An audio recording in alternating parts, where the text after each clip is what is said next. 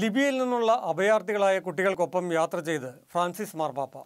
പ്രതിവാര പൊതുദർശനത്തിനായി എത്തുന്ന വഴിയാണ് മാർപ്പാപ്പ കുട്ടികളെ വാഹനത്തിൽ കയറ്റിയത്. ഫ്രാൻസിസ് മാർപ്പാപ്പയുടെ പ്രതിവാര പൊതുദർശനത്തിൽ വിവിധ രാജ്യങ്ങളിൽ നിന്നായി പതിനായിരങ്ങൾ പങ്കെടുത്തു.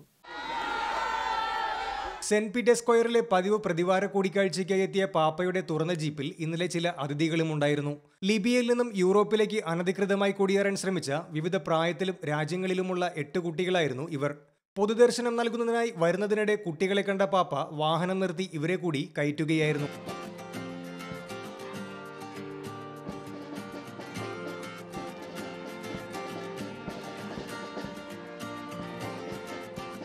സിറിയ, നൈജീരിയ, കോങ്കോ തുടങ്ങിയ രാജ്യക്കാരായ ഈ കുട്ടികൾ ജീവിത പ്രതിസന്ധികളുടെ ഇടനാഴികളിൽപ്പെട്ട് വലയുന്നവരാണെന്ന് പൊതുകൂടിക്കാഴ്ച പ്രഭാഷണത്തിനിടെ പാപ്പ പറഞ്ഞു.